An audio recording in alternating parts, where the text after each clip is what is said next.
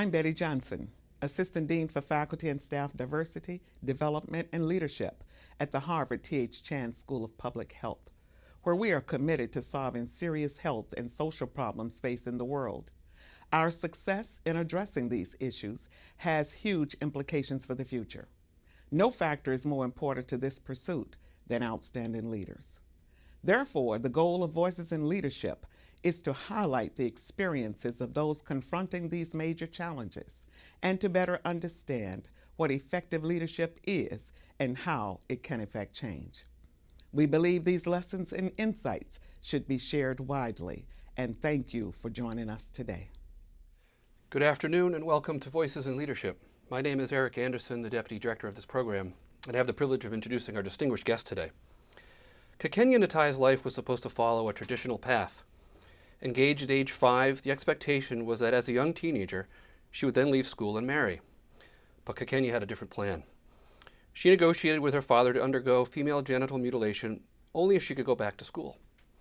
Then she negotiated with the village elders to do what no girl had ever done: leave her Maasai village to go to college in the United States, promising to use her education to benefit the community. She went on to earn her PhD in education. Kakenya is now fulfilling her promise to her community. In 2009, she founded Kakenya's Dream, an international nonprofit organization leveraging education to empower vulnerable girls and uplift rural communities in Kenya. Today, Kakenya's Dream is transforming communities, changing social norms, and empowering thousands of girls through its 3 programs: the All-Girls Center for Excellence boarding schools, health and leadership trainings, and the Network for Excellence, which supports boarding school alumni as they continue their education in high school and beyond. Kakenya has received many international awards, including being named a top 10 CNN hero in 2013. Her TED Talk has had over 2.5 million views. It is particularly appropriate that we host Kakenya today on International Women's Day. Before I turn this discussion over to our moderator, Professor Anna Longer, please join me as we welcome Kakenya Ntaiya to the Voices in Leadership series at the Harvard T.H. Chan School of Public Health. Thank you.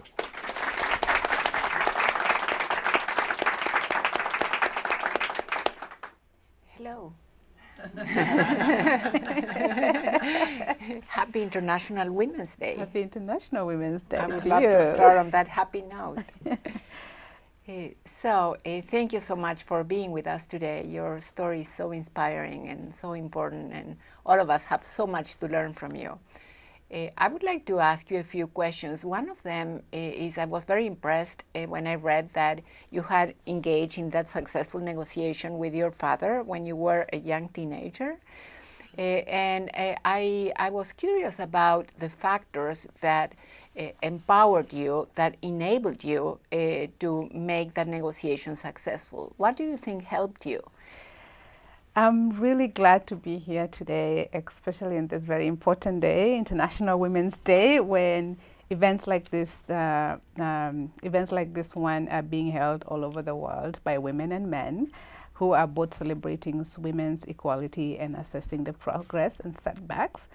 I think all over the world, these events are both substantive and also cultural. And I think, as all of you know, today McDonald's moved their logo upside down from an M to a W. I just want to say I'm really privileged again to be here at Harvard School of Public Health, where as you as students can indeed help make the world a better place. Everybody knows if you've been to Harvard, you're a leader, and I'm really grateful to be here. And I want to thank your dean, Dr. Michelle Williams, who is a strong African-American woman and can help build bridges among various communities here in the U.S. and around the world. And I just want to let you know that tonight I will also be giving a speech at Wellesley College as head by a strong African-American woman. I think has some association with Harvard, Dr. Paula Johnson.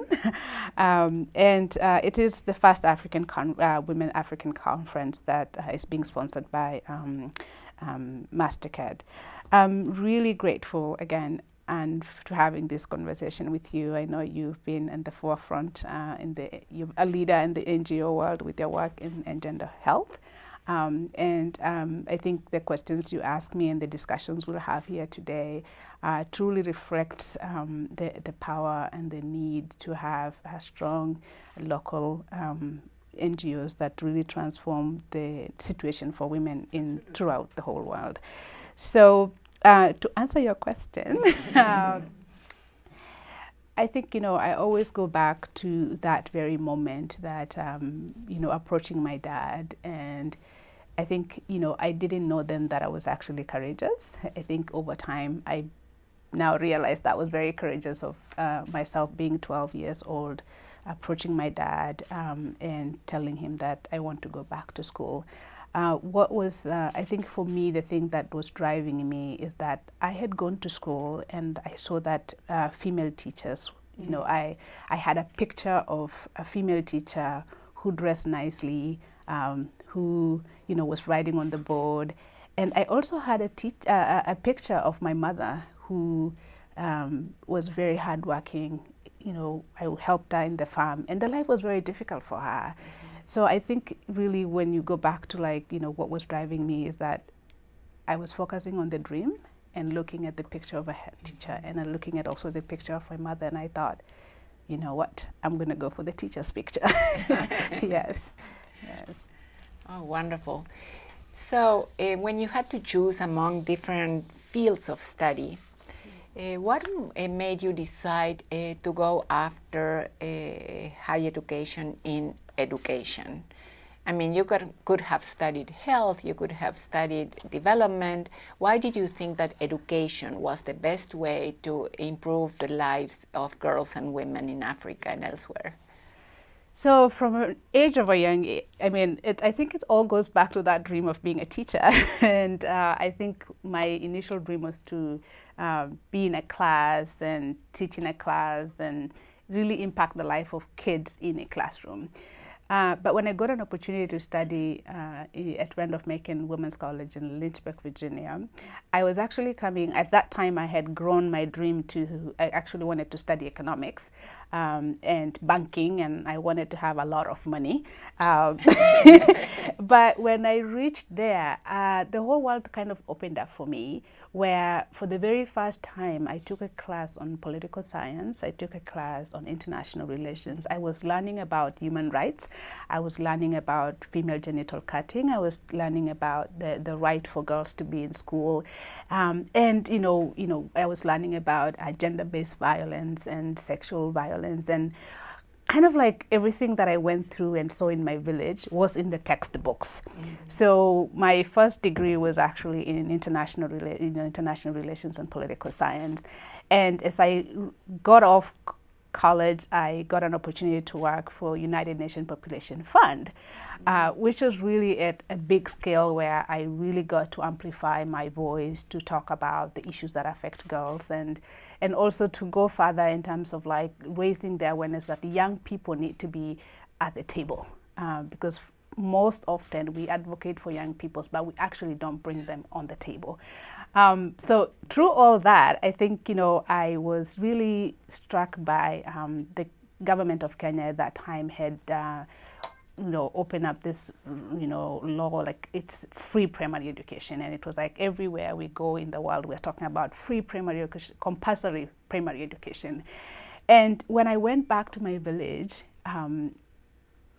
that free primary education was really not making a difference. Mm-hmm.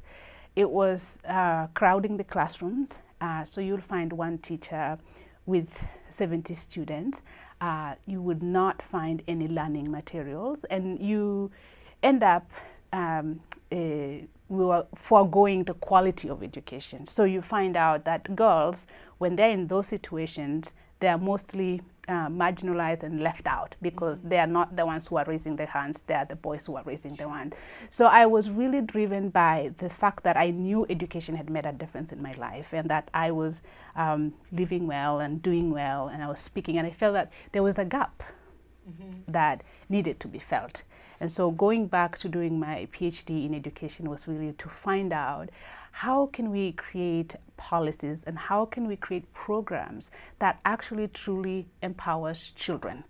And so it was good to be in a class with principals, to be in a class where we talked about what approaches do you want to use. And it was just to learn about the whole world where there's so much disconnect between saying, compulsory education and actually seeing how that education affects people. So I was more driven with how do you really create, how do you make education truly empower kids? Mm-hmm. And what do you need? Is it a classroom? Is it teachers? Is it books? What do you really need? And that's what really drove me to going to work on my PhD. Well, we are all very grateful. Thank you. You did it Thank because you. as a result of that and your other experiences, you established the Kakenya's Foundation, mm-hmm. Kakenya's Dream Foundation, and I learned that you have 3 programs, right? So how do these 3 areas of focus complement each other? What lessons have you learned so far? The foundation is very young, but yes. Still, in the last 3 or 4 years, from that experience. And I wonder if there is something you would have done differently or something that, maybe choosing a different program instead of one that you currently have.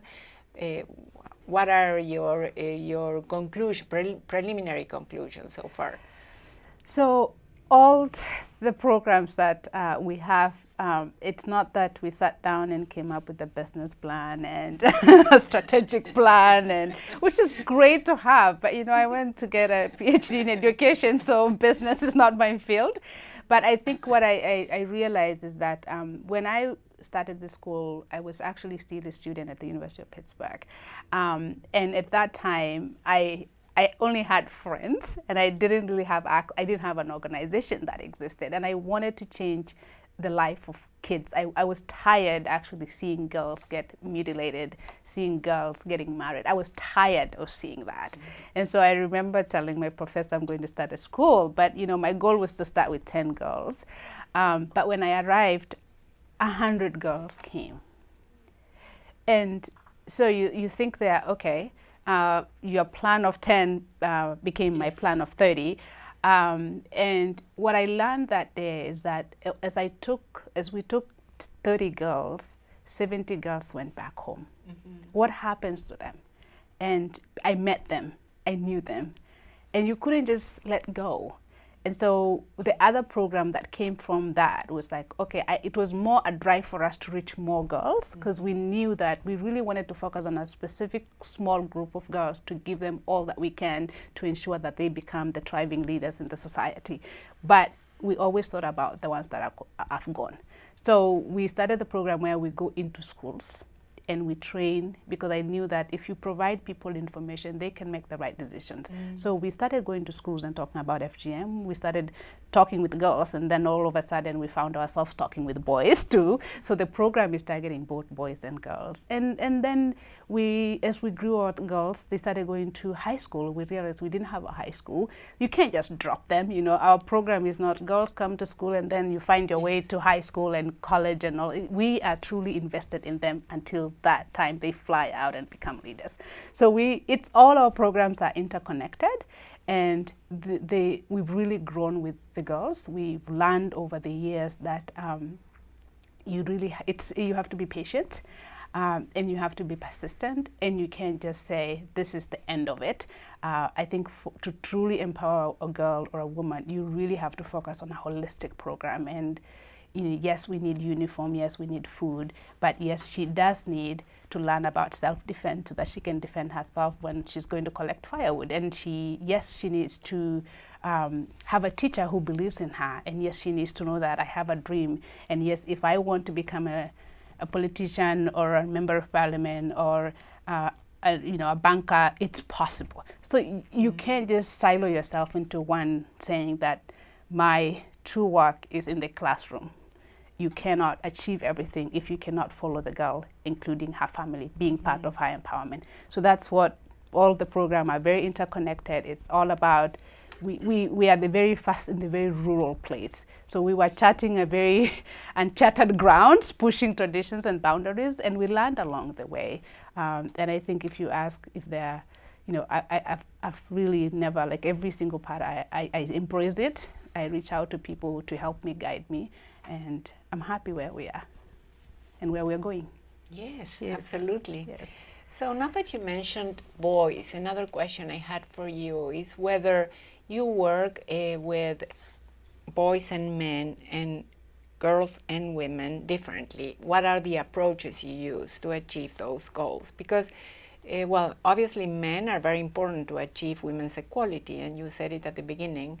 But in the case of female genital mutilation, we also know that women are very often the people who perpetuate it. Perpetuate the practice in the family.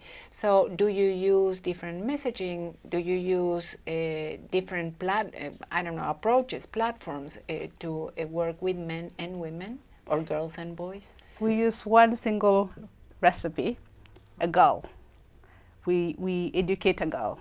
And through educating a girl, we reach out to the father, we reach out to the boys, we reach out to everybody in a circle. And for us, it's really been we looked at, when you look at all some programs that are out there that target female genital cutting, it's all about let's rescue. It's not about prevention. It's not about let's talk to the fathers. It's not about let's bring the mothers on the table. In my community, we don't talk about FGM publicly, but because of the girls, we were able to bring the parents into one room, both mothers and fathers, and we discuss what will prevent this girl from continuing to school. The first thing that comes out is FGM. And that becomes an opening space that we can talk about FGM and talk about the effects of FGM. We can relate to women having difficulties during birth, and that's something women have already experienced. And when we talk about, we're always thinking that, it's the women who actually do it. But true sense is that where does power lies? Yeah. Who is the true holder of power? It's the men. Yes. And if a father, and this has been a true testament in our program, when the father says no, we know guaranteed that girl who is in our school cannot go through FGM, and the girl that is behind her and behind her and behind her will not go through FGM. When the mother says no, and the father, you will find that they will all practice. So the true holders, yes, the women cut, but who really holds the power? That's where you should always dwell. And the message for us is not about condemning, it's about empowering. And we focus on the positive. If the girls get cut, they will get married. But when the girls don't get married, they will not get married, they will go to school, and they will continue with their education. So that's our approach. Yes, well, so smart. So, can you please mention some role models you have during your journey? Who were the people who inspired you most in your personal life, in your professional life, in your studies? Who do you go to when you face a challenge? Wow, that's a good question.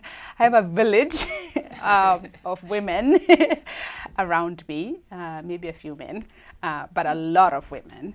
I think my first inspiration is really my mother, who every step of the way, she really truly supported me, making sure that after I went through female genital cutting, she brought a nurse, she made sure that I went back to school. That was a moment that I think without her, I would probably had infection and died. And to look at her life, which was so difficult, living in a rural community, trying to make ends meet and having a very abusive father, but she stayed with us. So she has the strength that, I rely on every day, and saying that my mother, she made me who I am, and I truly, really, she's my role model. I have so many other, I can tell you, from Sarah Craven, my very first boss, the UNFPA, to Kathy Bonk, to Vicky Sant, to Remy, my college friends. I can name a whole book of women that actually have really supported me. But I think what I have also learned is that where I stay focused, where my strength and my that ground that where I stand on is truly the stories of my girls. When I see the girls that come through my school and who, they were at risk of being cut, and some come and run to me and say, I just want an education. And to see the determination in their eyes, I mean, there's no power like that. It just transforms me and it wakes me up every morning, and I draw strength from them. And truly, they inspire me because I know that what I've seen through them, the future of Kenya is better. Yes. So. Oh, thank you. Yes, thank you. you. That's very, very strong. So I know that you don't only work with families, but also with communities. Is the message of education the same one you use with the communities when you engage in a dialogue with the community? How does that happen? Really depends on who you're talking to. I can give you an example of, it's very important to have the community to be part of everything that, I mean, for us, our program thrives because the community owns it, the community supports it, they are part of it. That includes the chief who, at first, he didn't know what to do with a woman who is trying to build a school. To some of the men was like, a woman has never built a school. To them running away and say, this is a woman's project. And to turn that to now them being so proud of what we have achieved and seeing the successes that we have.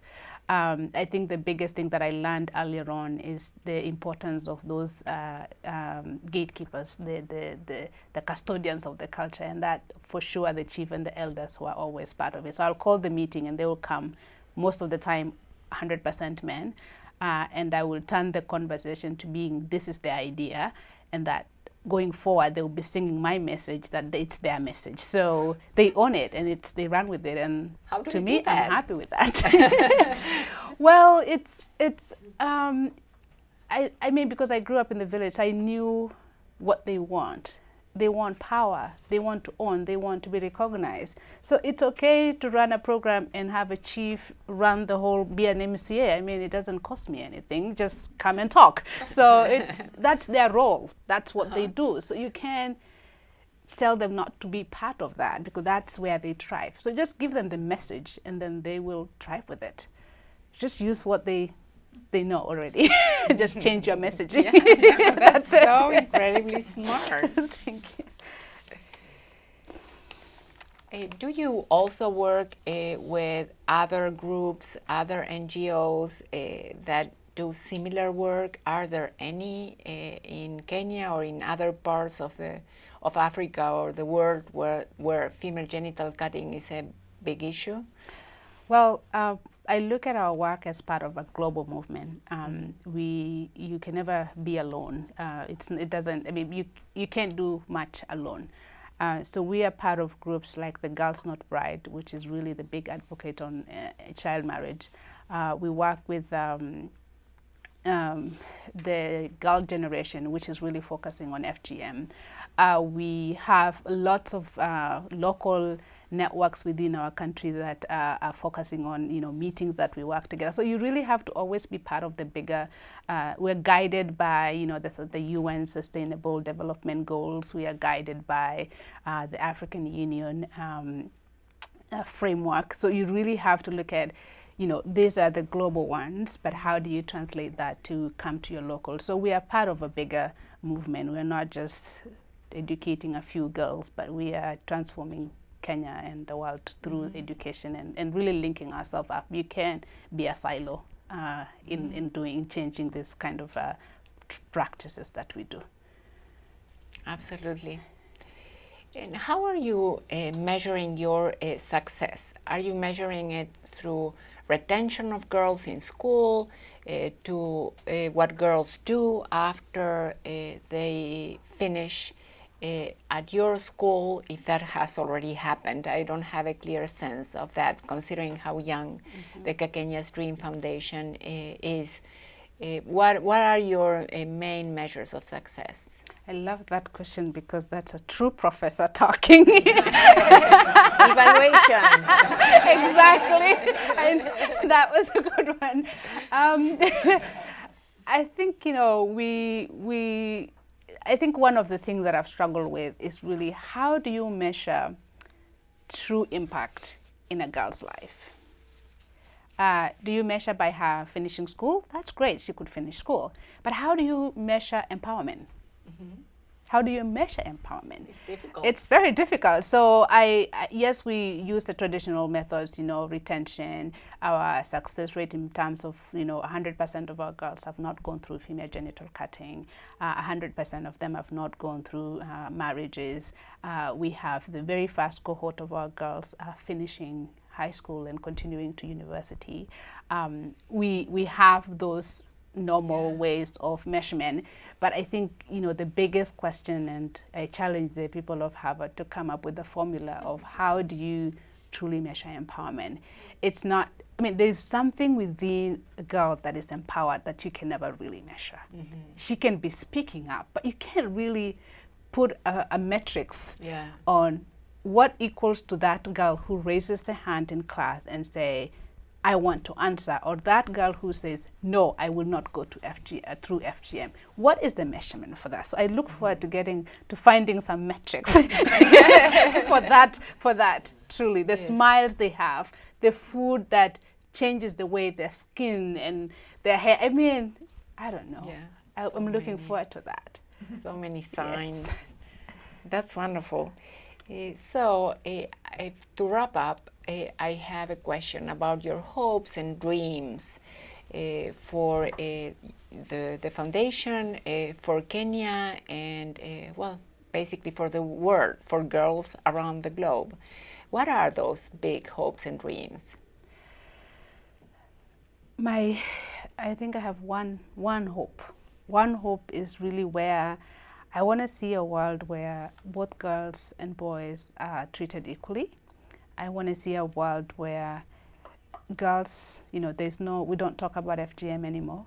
I want to see a world where women are truly empowered to be leaders and not judged. And this is not just an African thing. It's not just a village thing. It's really something that it's a global thing. Because if you look at it globally, 1 in 3 women globally are affected by gender-based violence or sexual violence, and that is, it just drains women, and it puts us in a place that we are not that. We are powerful. We are the change makers, and we are the future, and we are the present, and we are the past. And I think seeing a world where we are treated equal and given the same opportunities and given the same pay, truly that's what I look for. And that my goal is always to work with my girls, but hopefully that translates to Kenya, to East Africa, to Africa as a whole, as a continent, and to the world.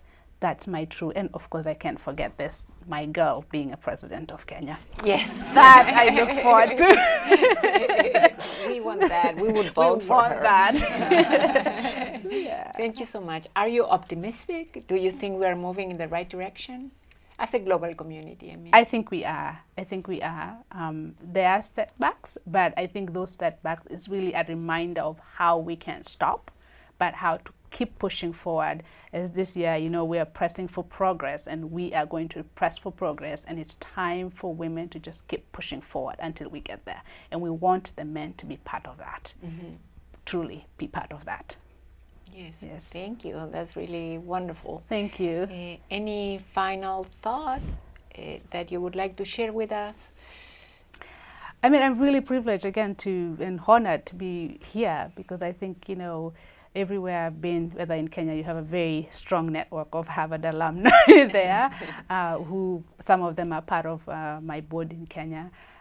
Truly appreciate, the opportunity to be here to speak today, and it's important because it's the International Women's Day, and it's just for us to remember about the future. And I want to challenge the students in the audience that, it's time to not wait, but to act on and really go for your dreams. It's possible. You are in the great place that you can get the mentors, the right tools, everything you need is here, including finding the right evaluation tools for your program and your strategic plan and all of that. So you have no excuse not to be a leader. So keep up, and thank you for everything. Thank you so much.